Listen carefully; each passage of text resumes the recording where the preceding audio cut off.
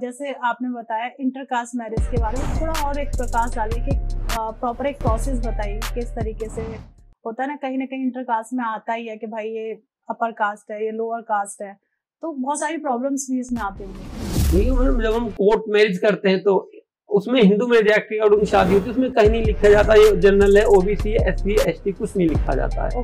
है ना। वो कास्ट का प्रॉब्लम इंडिया में पहले से ही रहता है कि जाति है कि कभी नहीं जाती, जात का हमेशा रहता है ना। तो कास्ट की वजह से ही इंटरकास्ट मैरिज जनरली होते हैं कि फैमिली एग्री नहीं है अदर कास्ट में कोर्ट मैरिज करने के लिए क्या प्रोसीजर। अगर आप इंटरकास्ट मैरिज करना चाहते हैं विदाउट फैमिली के, विदाउट नोटिस के करना चाहते हैं तो आप इजिली 1 day 2 days में कर सकते हैं। बट यह मेरी दिल्ली एनसीआर में होती है क्योंकि दिल्ली एक सेंट्रलाइज स्टेट है ना। अगर आप यूपी के कानपुर में या कहीं और एमपी वगैरह में कराएंगे तो वहाँ इजिली नहीं हो पाएगा, वहाँ बड़े कॉम्प्लिकेशन है। दूसरा कई बार कपल को यह रहता है कि सर हम तो वहाँ के रहने वाले हैं, दिल्ली में हमारा मैरिज कैसे हो सकता है, हमारे पास तो वहाँ की आईडी ही नहीं है, क्या आप हमें वहाँ रेंट पर रहना होगा, रेंट एग्रीमेंट लगाना होगा। ऐसा बिल्कुल भी नहीं है। ठीक है क्या, आप अपनी कोर्ट में 3 जगह से करा सकते हैं, ब्राइड, ग्रूम और प्लेस ऑफ मैरिज। ब्राइड और ग्रूम यानी लड़का जहाँ का रहने वाला है उस डिस्ट्रिक्ट में जाके करा सकते हैं, लड़की जहाँ की रहने वाली है वहां पर जाके करा सकते हैं, या हम दोनों ही यहाँ के नहीं रहने वाले, हम यहाँ आके हमने प्लेस ऑफ मैरिज यानी हमने अपने यहाँ पे रिचुअल्स मैरिज किया है, उस मैरिज का वहाँ की कोर्ट एरिया के व्याप पर क्षेत्र अधिकारी जुडिक्शन लग जाता है, सेम डे ही कोर्ट मैरिजेशन करेगी। तो उसी व्याप पर हम दिल्ली एनसीआर में मैरिज कराते हैं। एडस कपल का जहाँ का है वहीं का आएगा, उसमें कोई चेंजेस नहीं होता है। जैसे आपने बताया कि कोर्ट मैरिज करने के बाद क्या लीगल राइट्स मिल जाते हैं कपल्स को? कोर्ट मैरिज अपने आप में मैं एक लीगल राइट से सबसे पहले तो मैं बताता हूँ लाइफ एंड लिबर्टी है। तभी हम लीगली कोर्ट मैरिज करना चाह रहे हैं, कोर्ट मैरिज करने के बाद लीगली हस्बैंड वाइफ हो गए है ना।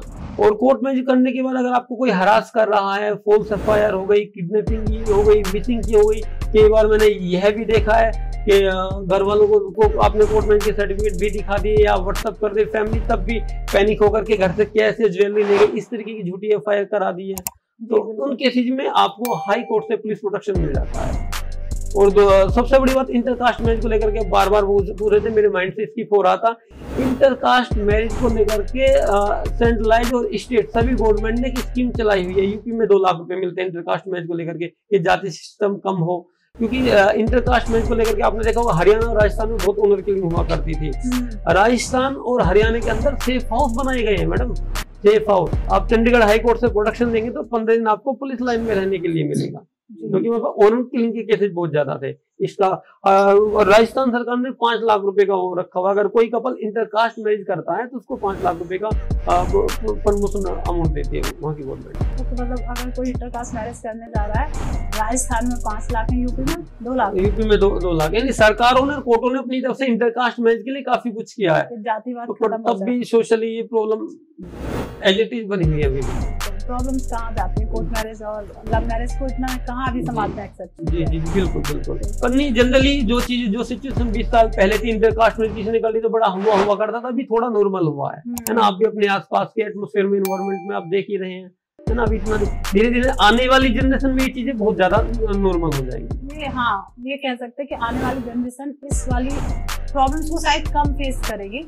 बट कहा जाए अभी भी लव मैरिज को ना इतना नहीं दिया जाता, एक सोशल मैरिज को जितना एक रेस्पेक्ट और वो मिलता है उतना लव मैरिज को नहीं मिलता है, या कोर्ट मैरिज कह सकते हैं। जी बिल्कुल। तो इस पे आपका क्या राय होगी?